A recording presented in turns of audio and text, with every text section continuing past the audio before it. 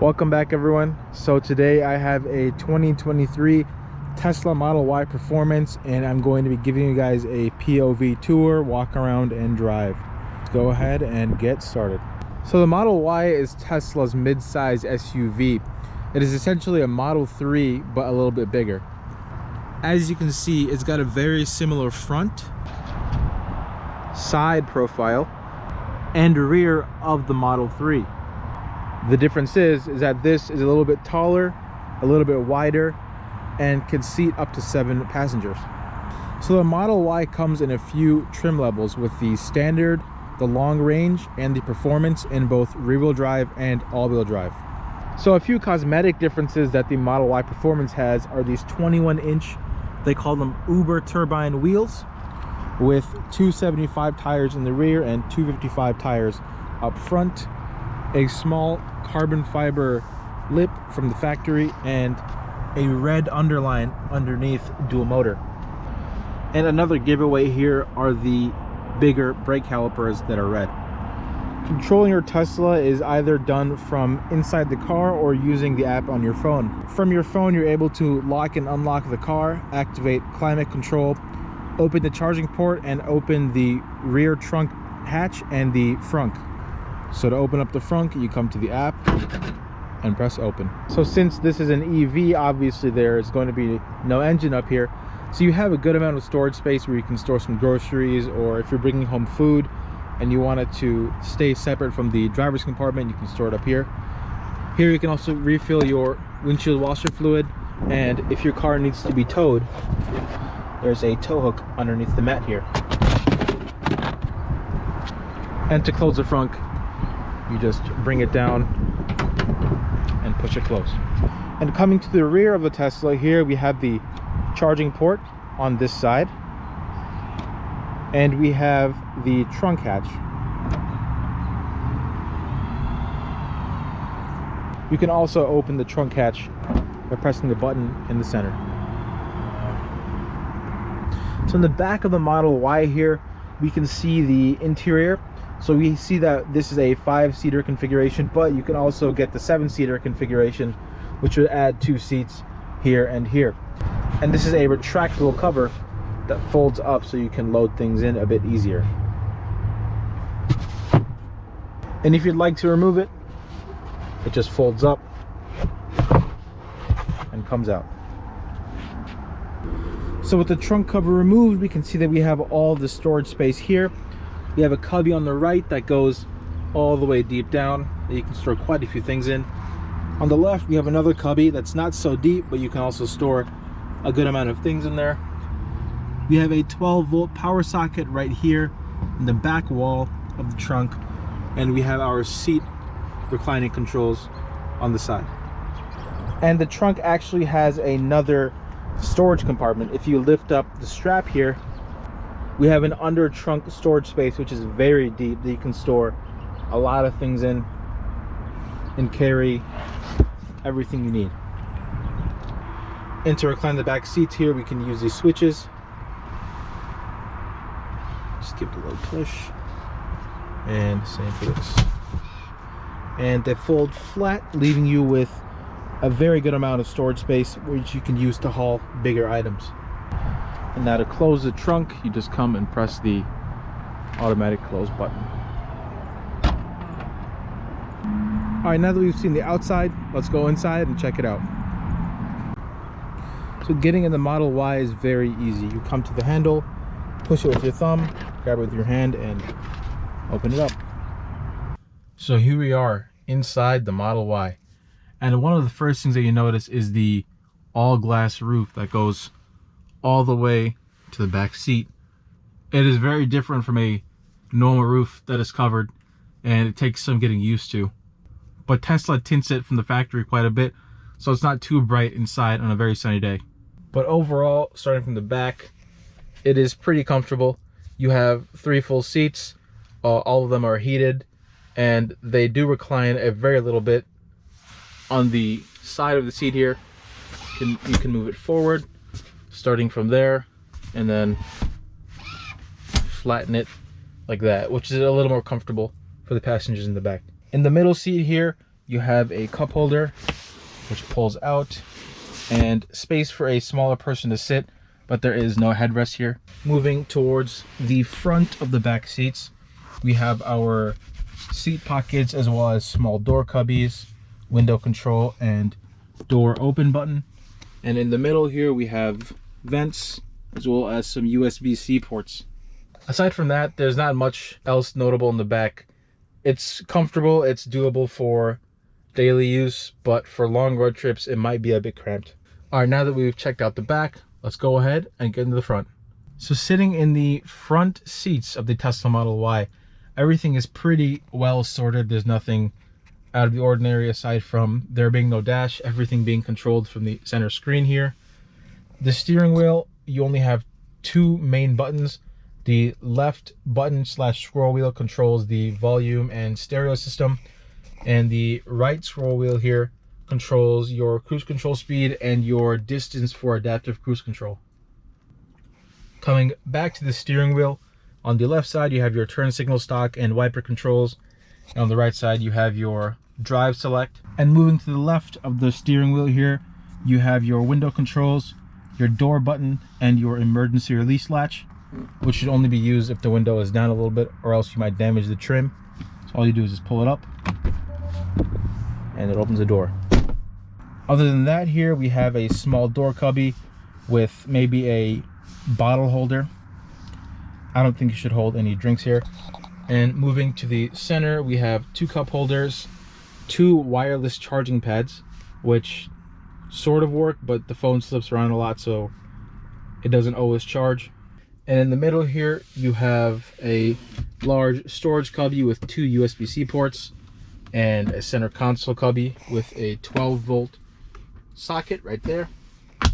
And moving up, obviously you have your rear view mirror, your interior camera right there, your hazard button, and some interior lights. And then above the driver here you have your sunshade, which is very small, and a little mirror. So as I was saying before, you control everything here about the car from the center screen. You can access a bunch of apps, you can access your cameras, and to control a majority of the car, you can press the car button on the bottom left, and you have your lights, your mirror controls, your drive modes, charging stats, autopilot, and pretty much everything else. You also have your car information, any upgrades you might want to buy, such as self-driving, premium connectivity, and some service history. All right, now that we've gotten a good tour of the car, let's go ahead and go for a drive. All right, so to begin the driving tour, so there's two ways of starting the Tesla. You can either use the key card and place it where the wireless chargers are, or if you have the phone app like I do, all you have to do is press the brake to start it. So let's go ahead. And that's it, there's no startup. Once the lights go away on the screen here, we can go ahead and put it in drive. So let's put our foot in the brake and put it in drive. So a significant thing to note about these EVs is that they all have regenerative braking, which is a way of slowing down by using the electric motors that are in the drivetrain. So when it comes to these cars, majority of the driving is done using one pedal, because when you let off the accelerator, the car will slow itself down using regenerative braking. And it is as if you are placing your foot firmly on the brake, so it's actually very useful for day-to-day driving. So a quick demonstration of regenerative braking. So I'm going to set off here, just using the throttle, and I'm going to let off. And the car slows itself down pretty quickly. And you can see how much throttle and how much regenerative braking are being applied. At the top, right above the speed here, there's a black bar which shows acceleration and a green bar which indicates braking. So just going ahead and driving normally here. One of the first things that it takes some getting used to when you start driving an EV from a gas car is how quiet everything is. Normally you're very used to hearing your engine running and the RPMs fluctuating through every gear change, but this is just hold your foot in the accelerator and it goes. It takes some getting used to at first, but it definitely is pretty nice and quiet for daily driving.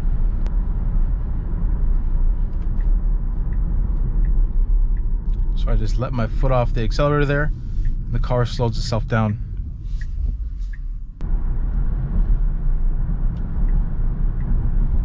So for daily driving, this thing is pretty livable. It has decent range. It has all the features that you could ask for in a daily driven car. Oh, that was the collision warning because I got a little too close. And yeah, although it's a great daily car, there are a few things that kind of bother me with it. So the first thing is the ride. The ride is overall okay. It's pretty stiff when it comes to bumps and just daily driving, and normally that's good in a performance car, but in a daily SUV like this one, you definitely want some kind of dampening and softness when it comes to hitting bumps. And having 21-inch wheels probably doesn't help either. And the next thing that I want to talk about is how to use the climate control and how it is kind of annoying for daily driving. So in a normal car, you'd have your buttons and dials and whatnot, and it's pretty clear on using the climate control system while you're driving. But here, it's not too hard to start. You just press the number down there. But to adjust it, you have to open up the menu, you have to go through everything, and you have to keep on taking your eyes off the road. And that's a little bit distracting at times. And also setting the airflow from the vents. So there's a nice diagram here. I don't know if you guys can see it on camera, but I can move it up, down, left, right. I can split the airflow and whatnot, but it just becomes a little confusing when I just want to quickly adjust my airflow while I'm driving rather than having to look away from the road. And that goes for pretty much the rest of the controls. If you want to use anything while you're driving, you have to look away and then constantly kind of fidget with the menu, which could be dangerous if you're driving in slow moving traffic or something like that. And the third thing I want to talk about is the range. So these are supposed to get about 320, maybe 300 miles of range on a full charge. But depending on how much you use the AC and how aggressively you might drive, that does go down quite a bit. And if you're commuting a lot every day, you're going to have a lot less expected range than what you might think. So just kind of be wary of that if you're looking to get this car. Overall, again, for daily drivability, it's very comfortable, it's quiet. It's very comfortable, it's quiet, you can have conversations with passengers easily. It's got all the features and amenities you'd want in a car, but there's just a few things that might not be as desirable. So one thing I want to note is that in 2022, I believe Tesla went from having radar-based cruise control to having camera-based cruise control, which they call Tesla Vision.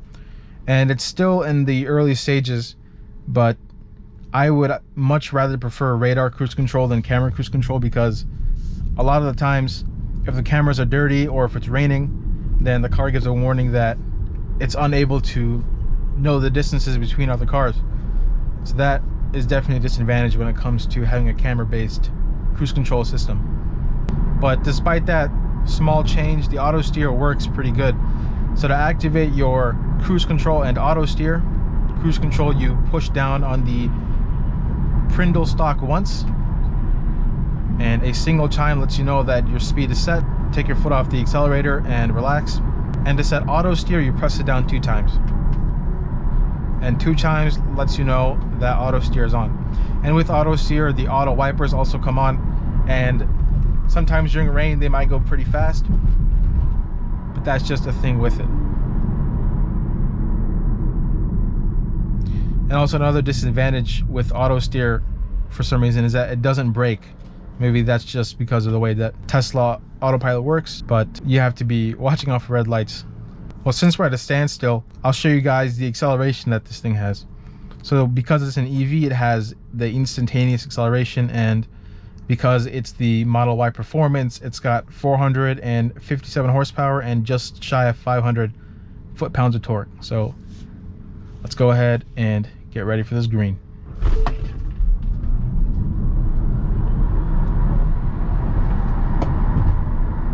And this thing is pretty quick. It does 0 to 60 in just about 3.5 seconds, which for a car of this size is actually insane. This thing weighs just shy of 4,500 pounds. So that's pretty cool to know that this thing can be that quick at this heavy. And that's one of the good things about owning an EV, is that you have that instant torque, but it's really not useful for trying to maintain the speed limit, because that torque is just so intoxicating. And as long as you have good enough battery charge, you can keep doing it again and again. One thing to keep in mind is that the more launches you do and the harder that you drive in general, the quicker these tires are going to wear out. And especially on the Model Y, they have a lot of toe wear on the tires, and these tires are not cheap. They're probably close to about $2,000 for a set, but it's up to you how you want to drive. So overall, this is a pretty decent car when it comes to daily driving. It's quick, you can haul people around, it has a lot of storage space, it's comfortable, it's got the amenities that you want, and it has some decent range. This thing is also really nice because you can control everything from your phone. So you can set your temperature on a cold day before you even get in the car. You can turn on your heat, your heated seats, your heated steering wheel, everything. So it's really convenient to have when it comes to a daily driving standpoint.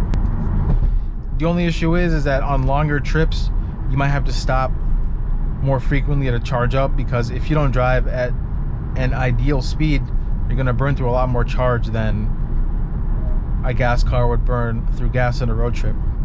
So just keeping those things in mind when it comes to owning this car. If you guys like this video, please consider leaving a like and subscribing, and thanks for watching.